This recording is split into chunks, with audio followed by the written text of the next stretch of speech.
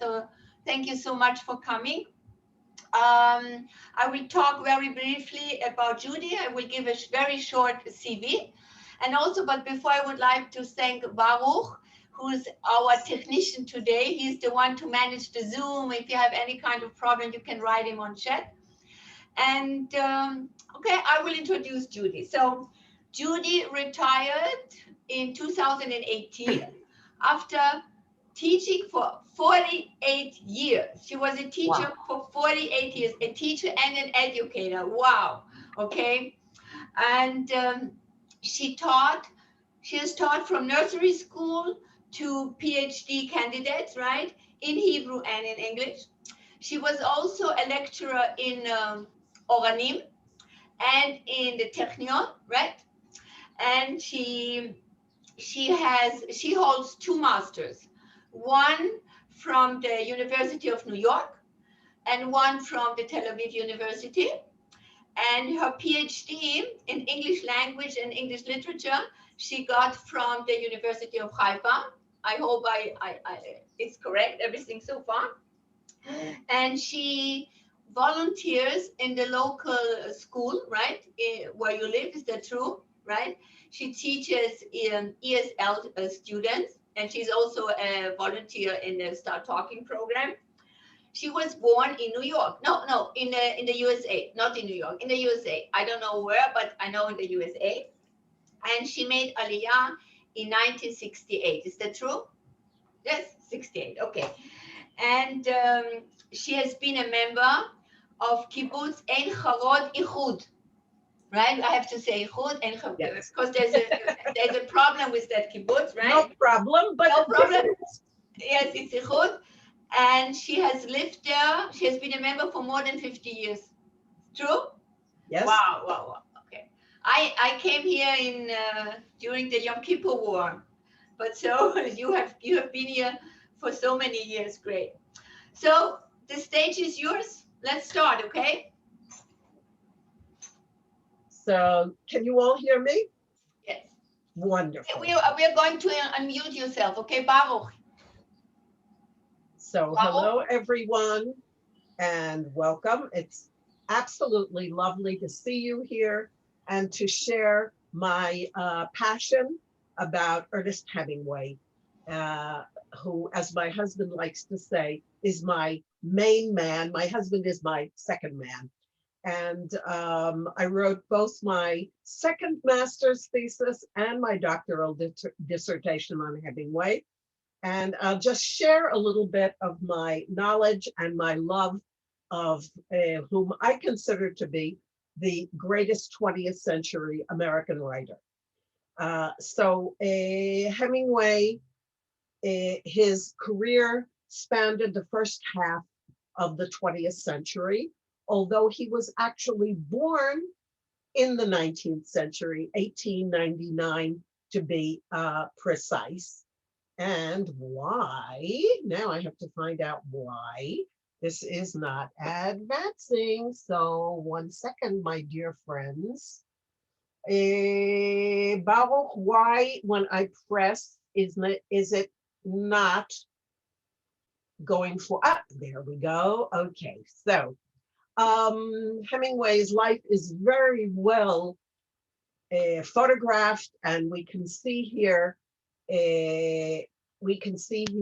his family, his father, who was a GP, general practitioner in the small suburb of Chicago called Oak Park, his mother, an opera singer and music teacher. This is Ernest, the oldest boy, but his big sister Madeleine, and after him another 4 children. They were 6 children altogether.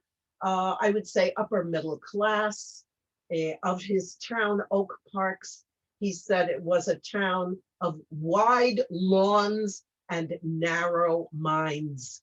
And one of the reasons why he found himself leaving there as soon as he could, although it had a very, very strong influence on him. His parents were very, very staunch Christians, and as a very young child, they used to pray daily on their knees all of the family reading from the Bible, and this was something that he experienced all the time. He was exposed to really two different kinds of education. First of all, his father, always known as Dr. Ed, really believed in the great outdoors, in giving boys especially, although the girls were also taught all of these skills, learning how to both hunt, fish, how to skin an animal, how to gut a fish. These were all skills that Ernest and his sisters and his youngest brother were all taught. Grace, who had, when they finally moved into their permanent house when Ernest was 5, Grace had her own music room and all of her children played musical instruments. Ernest is known as being a cello player and is listed in the high school yearbook as playing the cello. I think that one of the strongest influences was Michigan, the upper peninsula of Michigan. The family first took him there when he was a few months old. They went by steamer from Oak Park up Lake Michigan, one of the Great Lakes of the United States. And they bought a cottage there, which they called Windermere. And it is today a historical home. And I have been to it. I've been to almost all of the homes that Hemingway lived in, with the exception of Cuba. I have not been to the home in Cuba. Sadly, maybe I still will get there, but I have been in almost all of the other homes that he lived in his life. This is a photograph of Ernest at age 3. See the big sun hat, and he is fishing. So this was something that he did and loved. He began writing very early. Already in high school, he was the editor both of the daily newspaper. It was a very prestigious high school, the Oak Park River Forest High School. It still exists today and is known for having an excellent English language and literature department. He also edited the literary journal. These are both in his high school, in his senior year. After graduating from high school, he went on to work at the Kansas City Star, then and now known as an excellent local newspaper.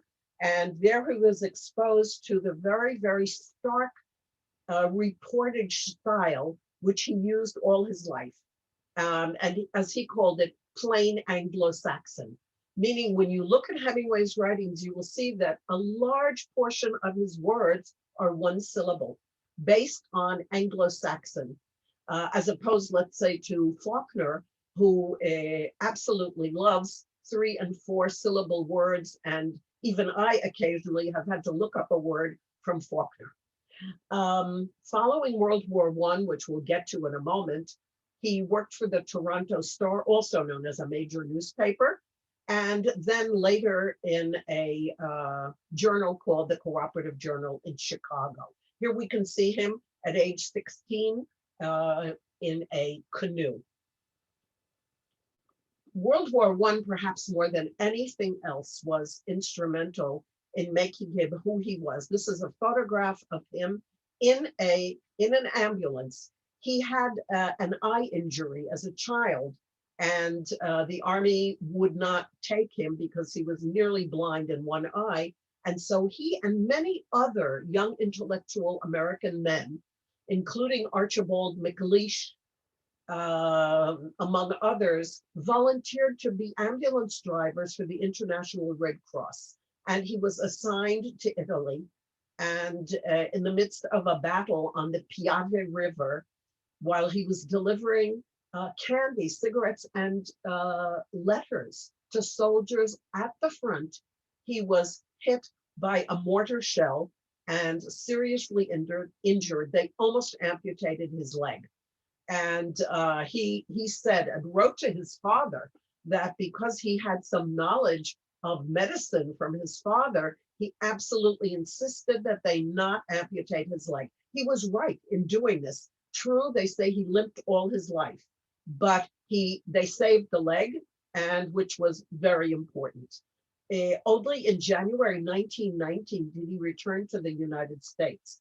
And as it seems, there was some post-trauma, which in those days was totally unknown. One of his very famous short stories called Soldier's Home deals with a traumatized soldier and his inability to make his experiences known to his family.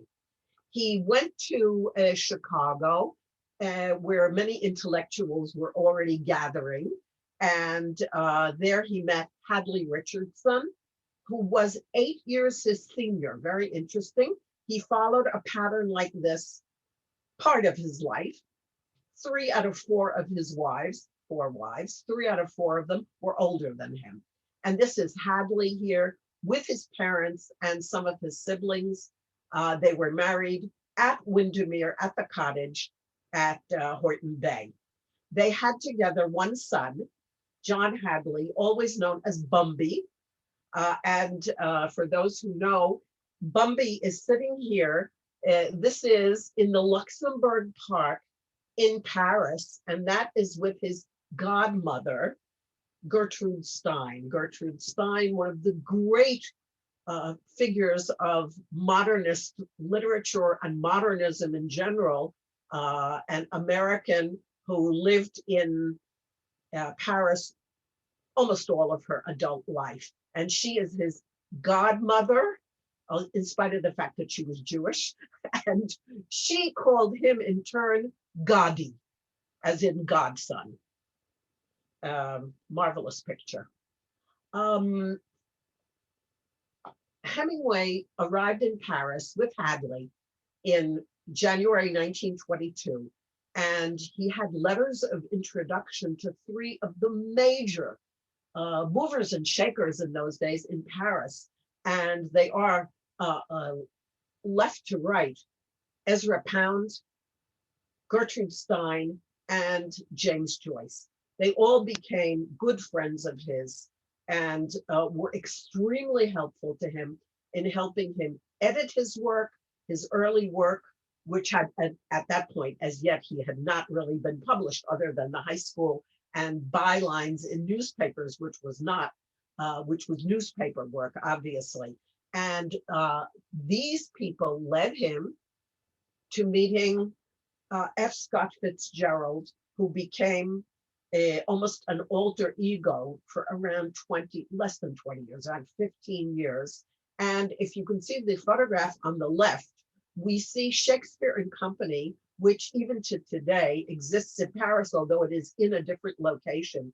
But Shakespeare and Company was the famous bookstore, and the owner was Sylvia Beach. She is standing next to Hemingway. You can see Hemingway. He has a large bandage on his forehead because he had just gotten a terrible gash in his forehead, which would remain all his life, a very big scar that he had on his forehead.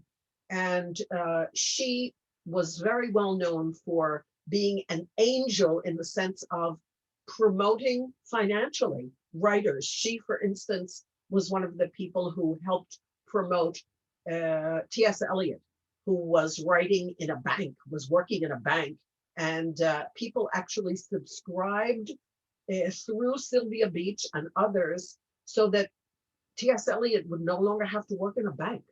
And she also helped Hemingway. The first time his first book was written, it was right displayed in the front window.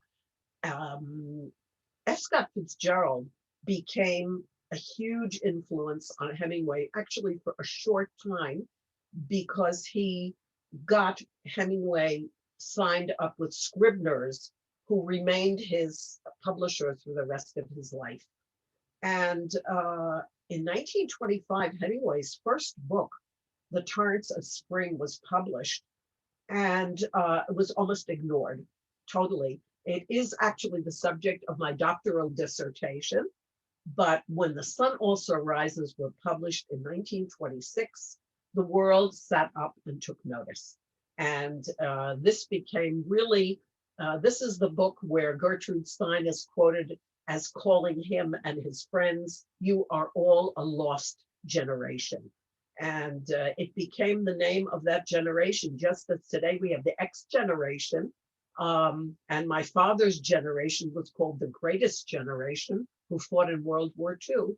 So the lost generation, the survivors of World War I. And as I say, one of the reasons why so many intellectuals flocked to Paris in the 1920s is there was a very favorable rate of exchange for the franc opposite the dollar. And so many people came there and lived for pennies, really. They were living on pennies.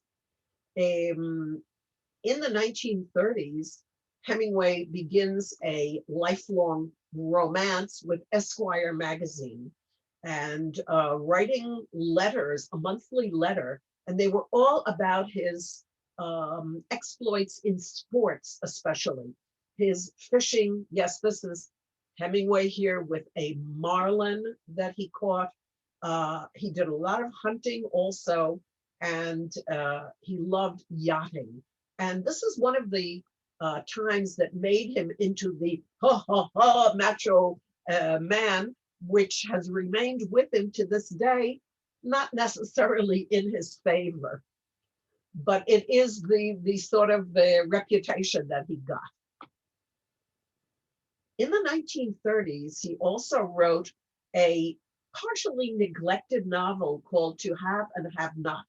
And it is really dealing with the aftermath of the Great Depression. It takes place in Key West, Florida, where Hemingway and his second wife had a home bought for them in Key West, and also in Cuba, which in those days was ruled by a dictator who was sort of a puppet dictator set up by the United States.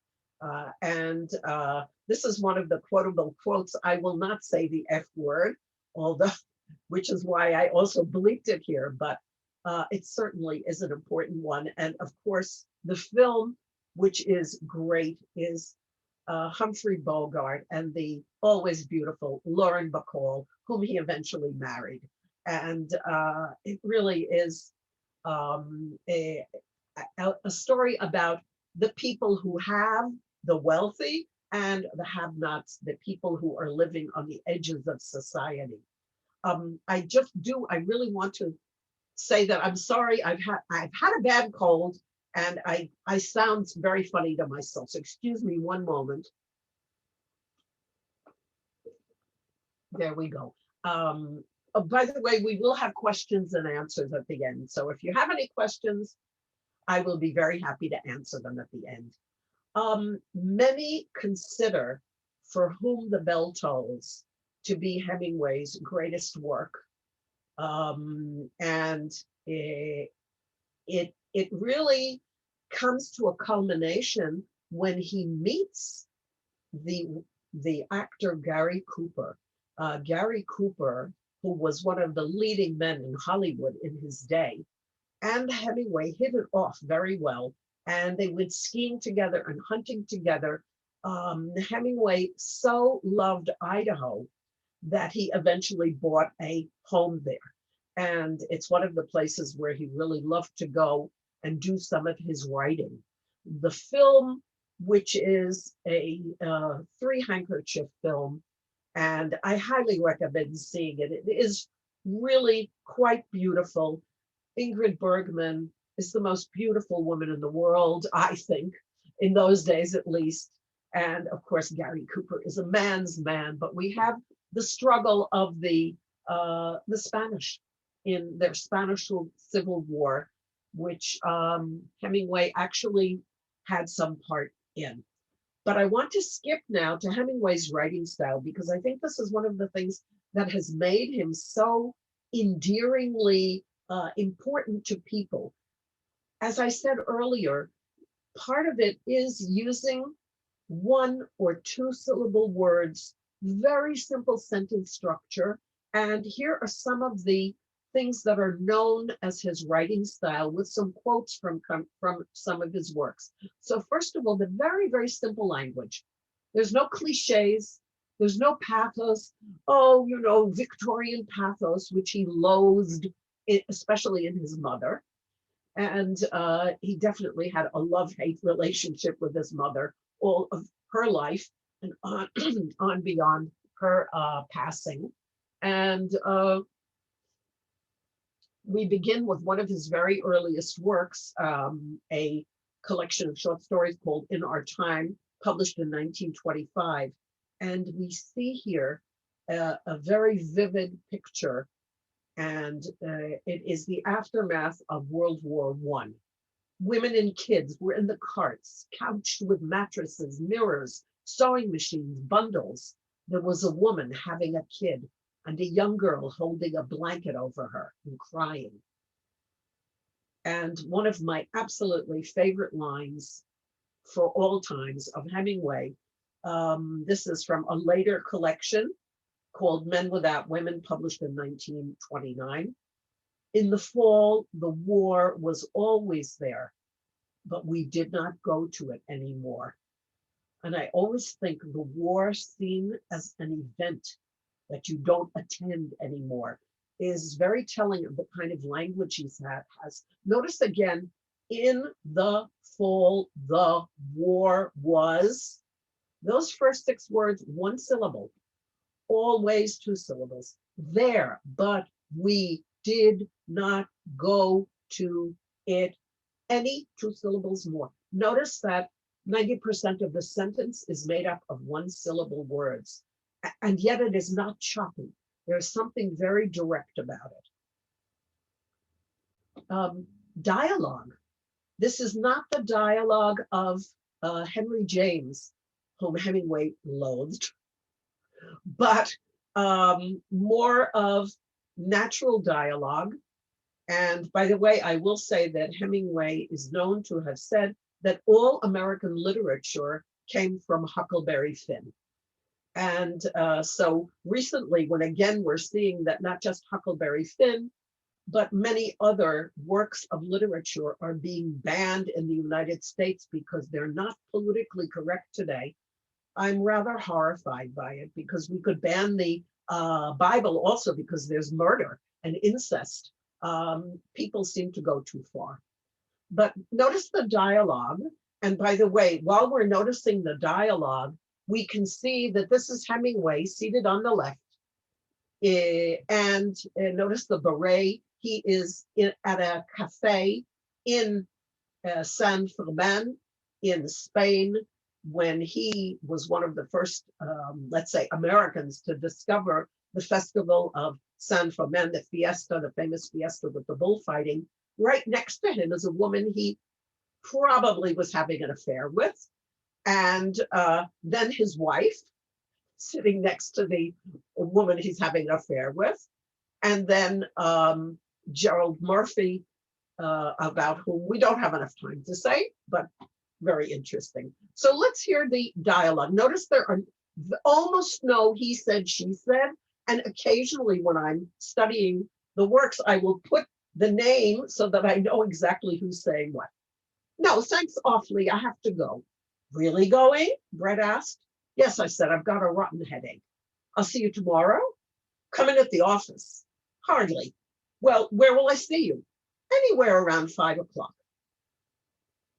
Very natural, not, I'm thinking of my other favorite author, Jane Austen. Oh, how do you do?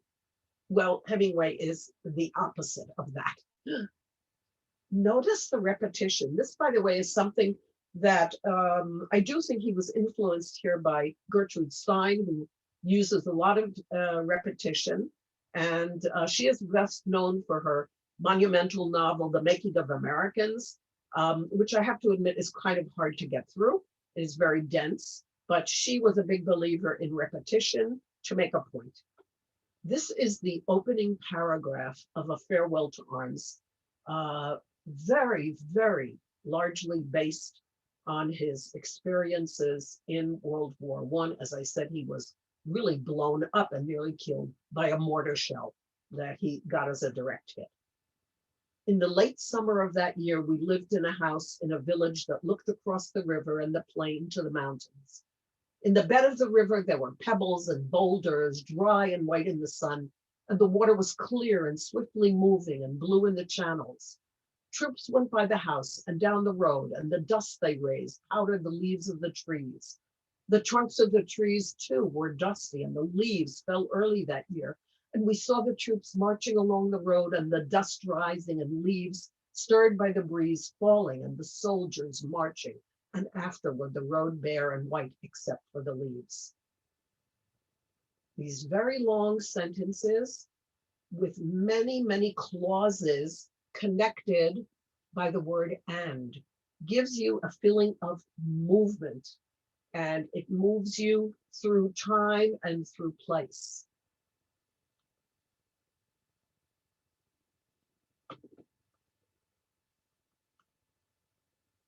The iceberg theory. This is a big one. Hemingway is said, he said that my writing is like an iceberg. 1/8 of it is clear and above the surface, and the other 7/8 are submerged. And the first time I heard this, I thought, what? So how am I supposed to know exactly what's below the surface? And it means that although the language is very simple, the ideas behind them are not very simple. And you are meant, obviously, you can read Hemingway and just enjoy it. But if you're really going into it, you really want to think, what is he referring to? And here we see, this is one of his greatest short stories. And I admit to you, I reread it this morning. After a long time, I said, I'm getting ready to do this presentation. I really want to revisit this amazing short story, Big Two-Hearted River, which is in his first collection, In Our Time, published in 1925. In other words, he was 26 years old when this was published. And it is a true tour de force in my opinion. Nick stood up on the log, holding his rod, the landing net hanging heavy, then stepped into the water and splashed ashore. He climbed the bank and cut up into the woods toward the high ground. He was going back to camp. He looked back. The river just showed through the trees. There were plenty of days coming when he could fish the swamp. And we see a photograph of Hemingway, again, fishing, standing in a stream. At one of the conferences, we all had shirts made with this photograph on it, which I absolutely loved. It ended up with one of my sons, I believe. And here we can actually see Big Two-Hearted River, which is one of the rivers of Upper Michigan. But what is being concealed here? The next will show us. Writing years later to a friend, he writes about Big Two-Hearted River. I suppose you know it, but it is a story about a boy who has come back from the war. The war is never mentioned, though, as far as I can remember. This may be one of the things that helps it. So this whole beautiful story about fishing, camping, very elaborate descriptions of the logs that he climbs over, the condition of the trout in the stream, the weather, how he cooks his meal. He opens a can of spaghetti and a can of pork and beans and cooks them, and he smokes a cigarette. And yet the war is never mentioned. And that is a photograph of Hemingway after he was injured on crutches in his uniform of the Italian army before and it's taken in Milan when he was recovering from his very, very severe injuries. So this idea of suppressing what is really under the surface and you having to dig down for it. You have to work hard. Again, he became exposed to the great masters of Impressionism in Paris. And the one who especially caught his fancy was Cézanne. And this is, again, Big Two-Hearted River. As they say, read it. You will never regret reading this great short story. And here we are again. There was nothing but the pine plain ahead of him, until the far blue hills that marked the Lake Superior height of land. He could hardly see them, faint and far away in the heat light over the plain. If he looked too steadily, they were gone. But if he only half looked, they were there, the far off hills of the height of land. And we can see his catch here out in front of his tent. He's looking very pleased with himself. And here is a letter to Gertrude Stein. I'm trying to do the country like Cézanne and having a hell of a time and sometimes getting it a little bit. And again, here we can see landscape with a stream, Paul Cézanne, and this was very important to him, the impressionist idea of describing the scene, the colors, what was in the foreground, what was in the background. He was always looking for approval, especially from Gertrude Stein. And she very often gave him approval. At some point, they had a big rift and they never talked to each other again. And he writes rather terribly about her in his memoir, which we'll get to a little bit later. Here we can see an absolutely beautiful photographic portrait of him by the very famous modernist photographer, Man Ray, whose name was Rosenberg, and he was a nice Jewish boy from Brooklyn, who also made his way to Paris in the 1920s and became one of the great photographers of that period of time. This is a beautiful portrait. Notice how Hemingway seems to have a halo. It is a banjo, but of course, very, very cleverly staged. And we can see the places where Hemingway moved around. I have been to almost all of them in Hemingway's footsteps and at conferences. I'm a member of the International Hemingway Society, and there are international conferences every 2 years, alternating between the United States and usually Europe.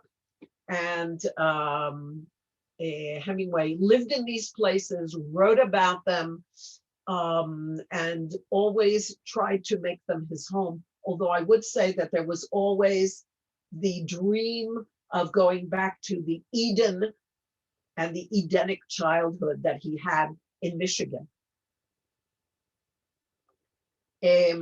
I think he begins to become legendary. He makes up the legend himself, of course, in Paris in the 1920s. There he really rubbed elbows with all of the famous people of that time, including Pablo Picasso, and all of the impressionists, and all of the artists of that period of time. There were many salons. Gertrude Stein had a famous salon, and there were many others. Janet Flanner was another one. These are mostly Americans, although there were some Brits also. And we can see two of the famous cafes where all of the set hung out, Le Dôme and La Rotonde. And they are still fabulous today. You can go to them. And almost all of them have a little sign. Ernest Hemingway sat here. Ernest Hemingway wrote here. And all of these lives are mentioned in A Movable Feast, which was published posthumously, 1964, his reminiscences. Key West, as I said, Key West, Florida. Hemingway's second wife, Pauline Pfeiffer, the daughter of a millionaire, and with her parents' help, they bought a huge house, which is today the Hemingway Museum in Key West, and quite fascinating to visit. I was there about 10 years ago and loved every second of it. Going through the house, took tons of pictures and imagined, him sitting there at his desk. They had two sons together, Patrick and Gregory. Patrick is still alive. I've met him. I've met all three of the sons. And Patrick is the one who was still active, even though he is in his 90s. He is still active. He and his son are all of the works are being reissued because the copyrights are running out. So they're being reissued. Here in this house, here we can see him with Patrick and Gregory. And here he wrote A Farewell to Arms and the collection Men Without Women. Pauline's uncle sent them on a safari that lasted several months to Africa. And here we can see him, the big game hunter with a lion. In those days, it was considered absolutely what one did, and that is to shoot a lion. And his book, Green Hills of Africa, which is not very well known, but his two very fine short stories, Snows of Kilimanjaro and The Short Happy Life of Francis Macomber, were both the material that he got from his trip to Africa. Spain is perhaps one of the great influences on him. And if you see the blue arrow, that is Hemingway. In 1923, somebody took a picture of him. He is holding his jacket there, and there is a bull that didn't gore him.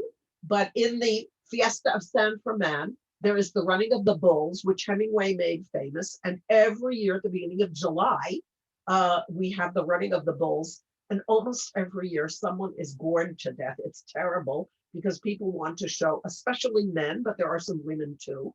And they wear white shirts and red bandanas. And I have several red bandanas, not from the Fiesta, but from some of the conferences where they print up red bandanas.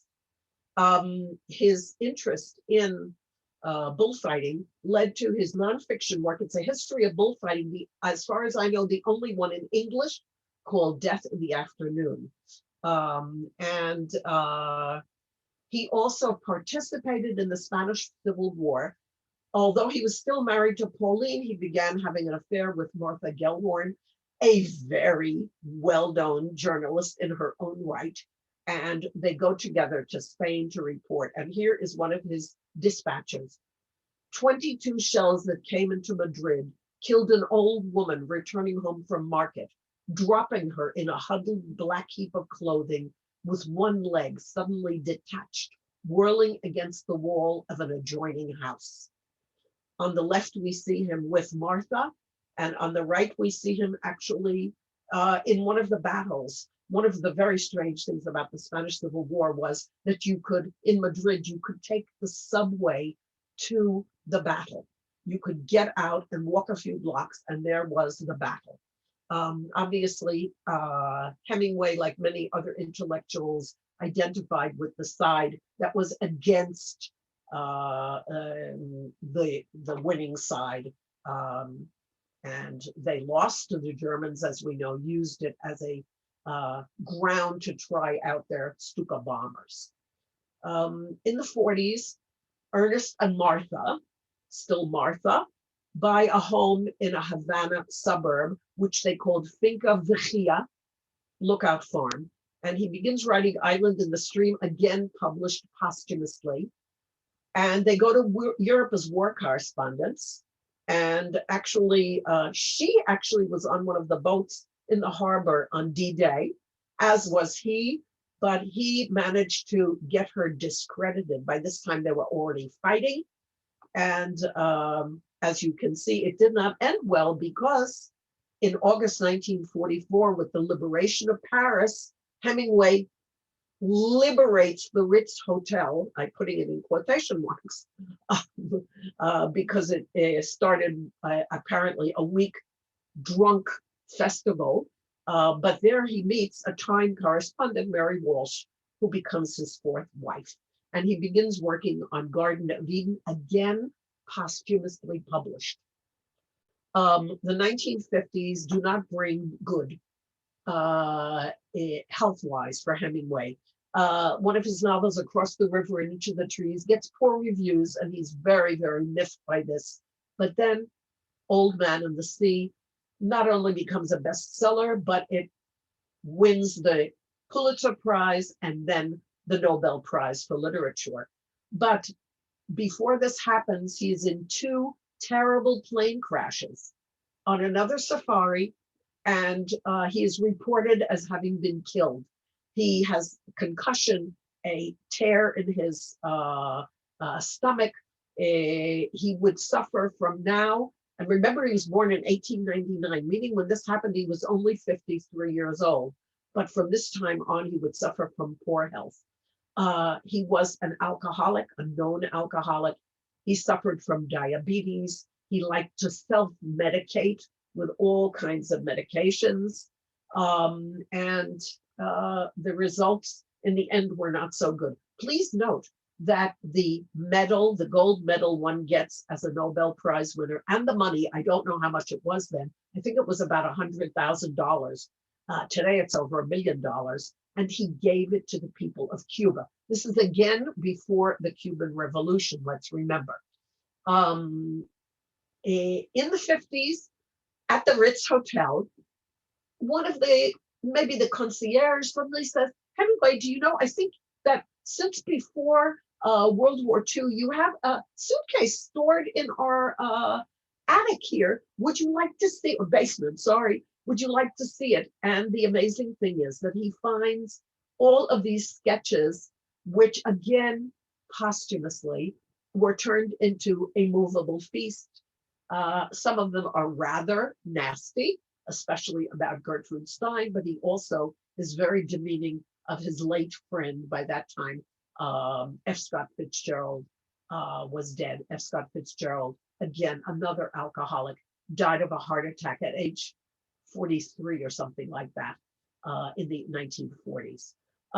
Life magazine sends Hemingway to Spain. That is Hemingway in the photograph on the right. That is him in the 50s, already looking aged well beyond his years, with one of the great bullfighters of that time. And it turns into another novel, The Dangerous Summer, again, about bullfighting.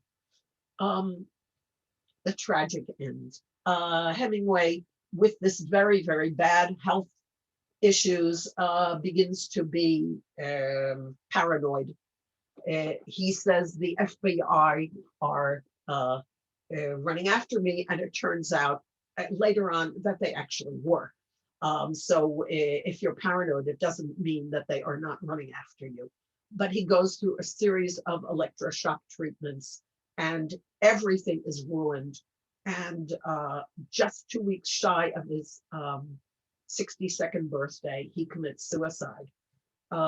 He is buried in Sun Valley, where he committed suicide, in his home in Sun Valley, Idaho. And this is the memorial to him. This is something that he actually wrote about someone else, and it's very fitting. Best of all, he loved the fall. The leaves yellow on the cottonwoods, leaves floating on the trout streams, and above the hills, the high blue windless skies. He will be a part of them forever. And indeed, he is a part of them forever. We have just a few moments, but I will talk about Hemingway studies. More articles, books, dissertations have been published about Hemingway in the world, more than about any other author, save for William Shakespeare. And there are so many books. Perhaps you can see behind me, I put a very small number. I have around 200 books about Hemingway. I put a few of them behind me. And so there are books of Hemingway on war, Hemingway on hunting. At his centennial of his birth, one of his memoirs was published and later revised. So it was published as True at First Light and revised as Under Kilimanjaro.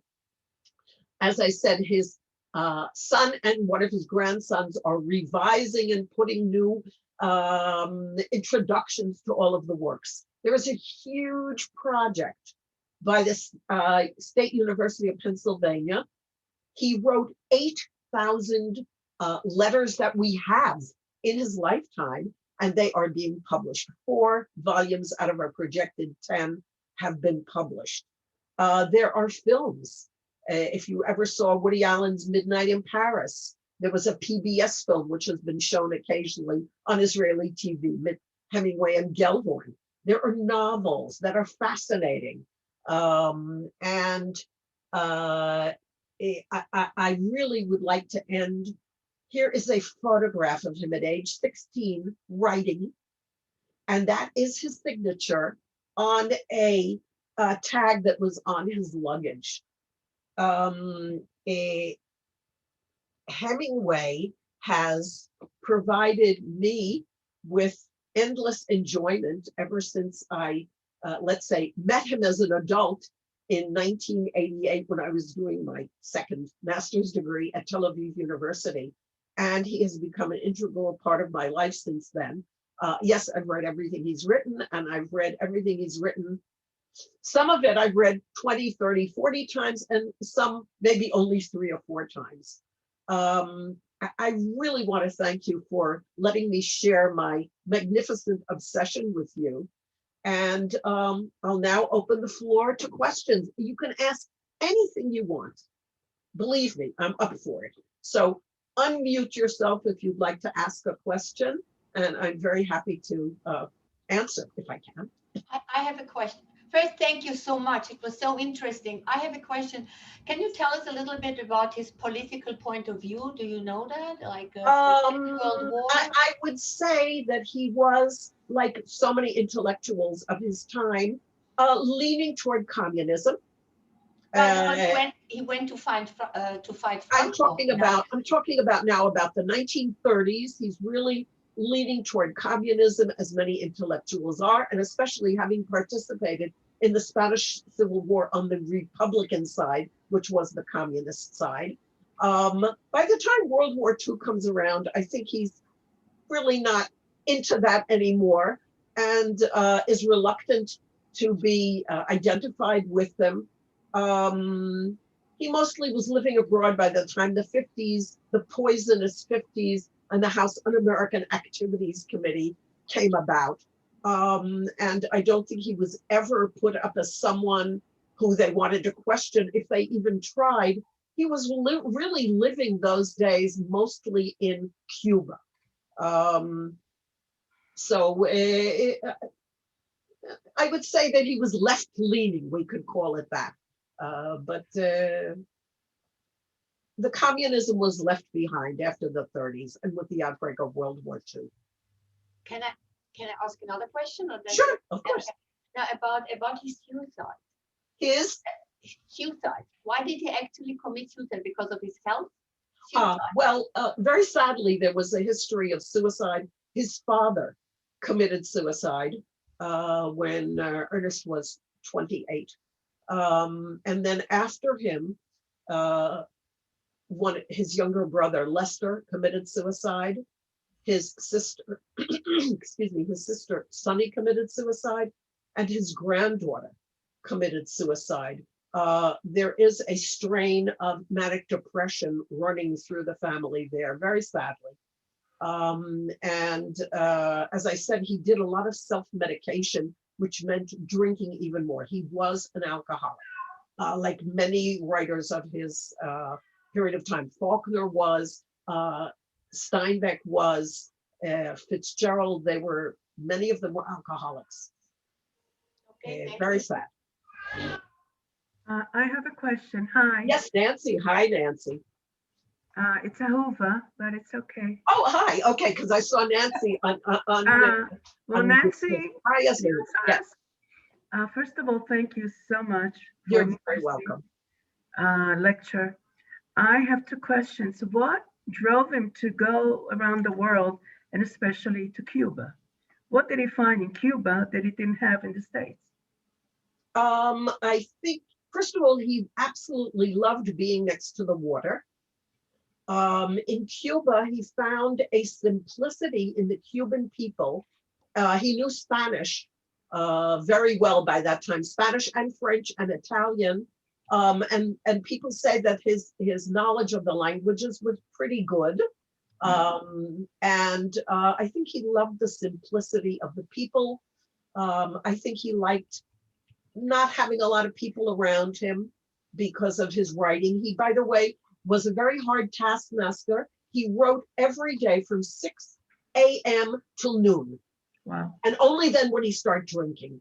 And every day, he mostly wrote by hand, standing up at a desk, but sometimes using a typewriter, which he typed out. And then every day, he would, at the end of the day, he would do a word count and write it down, 725 words. The next day, before he did anything, he would reread what he had written the day before and begin crossing out and writing over it.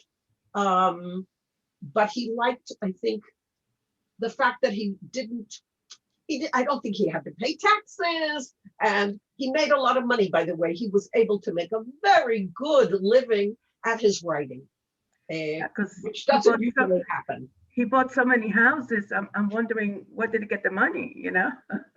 His writing was very lucrative, and he was very much, people wanted him to write guest columns, and he was always in very great demand. Wonderful. He married rich women. And well, his women. In between, there's a long list of women who had affairs with him, supported him, including Marlene Dietrich is known to have, and he called her the Kraut. But they had an affair. Oh goodness. I have one more question. Yes. Out of all the books that he wrote, which one do you recommend to reread again? Or books? I have to be honest, my favorite, and I'll get it right here, is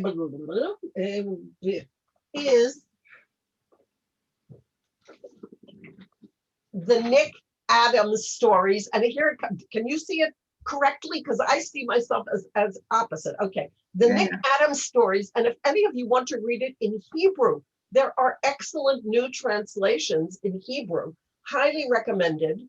The Nick Adams stories. In this, you will find Big Two-Hearted River. You will find his plain Anglo-Saxon.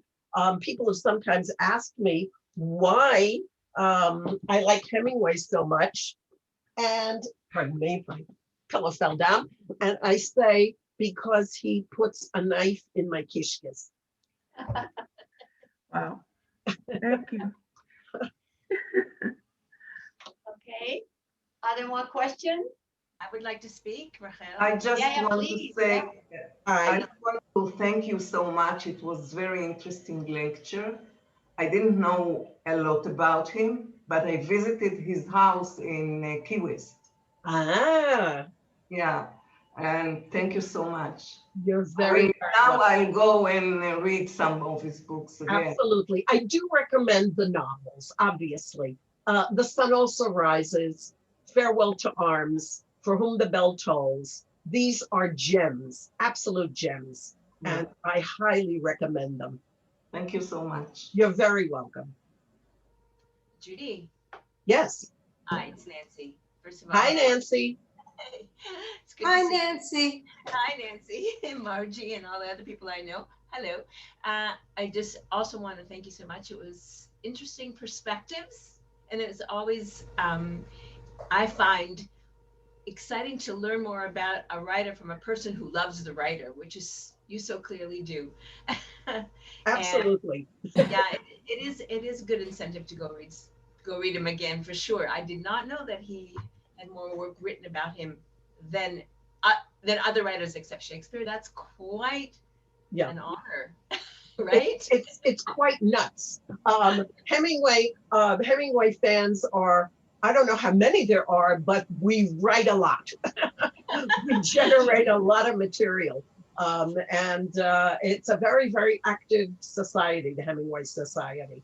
That's so I wanted to tell you that there is a new PBS film coming out this I month. know. I don't know how I'm going to get access to it, but well, I'm sending a link in the chat for the information if anybody else is interested. It's on PBS. I don't know what that means. You might have to pay for this. I have a feeling that it means that I'm not going to get to see it, like many things. But you know, there are things we have to choose our battles. And eventually, someone will make sure it gets to me, because the Hemingway gang is a hardcore bunch of nuts, and we all help each other. So I'm sure that someone will somehow make a copy for me and I will somehow get to see it. I really would like to see it because Ken Burns, who made it, is the one who made this absolutely amazing series about the Vietnam War. And he's considered one of the top documentary filmmakers in the world today. So, but you know, if I don't see it, I don't see it. What can I tell you? The information is now in the chat for anybody who's interested in. Thanks again, Judy. Thank you so much, Nancy. Great seeing you. Wow. We need to get together. Yeah, I agree. I absolutely, I agree with that too. And hi, Nancy Peled, and I think I saw Chaim. Is that right? Chaim Cohen. And Judy, it was a wonderful lecture. Thanks so much.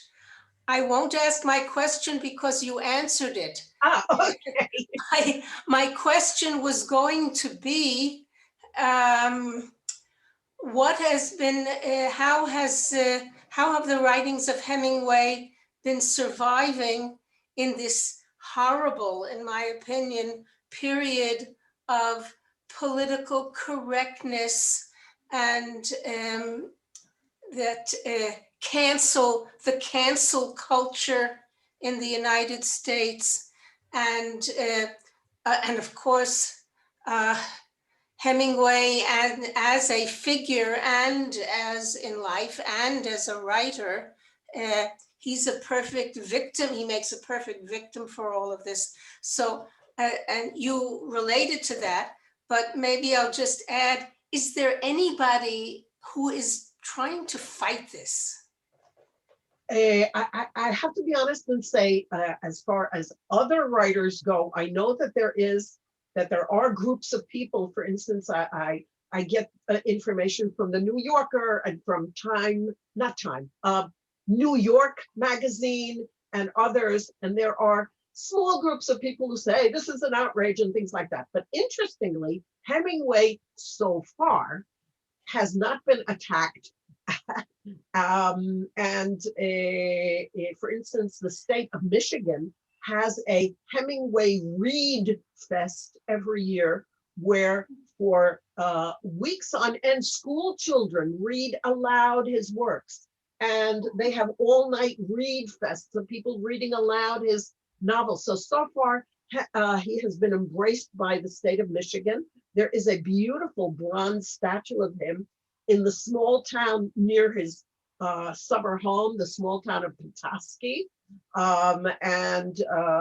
They every year they have a Michigan Hemingway Society conference, which is, there's also a Key West Hemingway Society, in addition to the International Hemingway Society. So far he hasn't been attacked, but there's no telling what people have in store for intellectuals. No way of knowing. Any other questions? You can ask me anything. Might not answer it, but you can ask me anything. No, seriously. It was so well organized and so interesting. So, you know, I unfortunately you can't read the chat, but everybody says, thank you so much. It was interesting. It made me go back and read some of his work, and a wonderful lecture. So many compliments, and really, thank you so much. It was wonderful. It was very, very interesting. A lot of insight. And also thank you, Baruch, and thank you for everybody for joining that interesting lecture. I wish you all the best. Thank you so much for organizing this, Rachel. Thank you all for your attention. I really enjoyed this, and great seeing some of my friends, and hope to get to meet some of the others of you whom we haven't met yet. Thank you for your attention, and go read Hemingway. Will do. תודה רבה. תודה רבה.